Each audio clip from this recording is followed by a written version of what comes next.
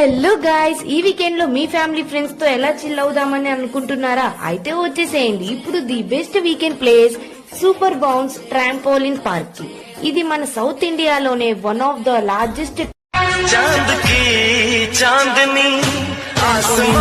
Super bounce లో అయితే near 10 activities వరకు ఉన్నాయి. సో ఫస్ట్ అయితే సాక్స్ ఇచ్చేసారు. వెంటనే సాక్స్ వేసేసుకొని నేనైతే జెట్ స్పీడ్ లో వెళ్ళిపోయాను.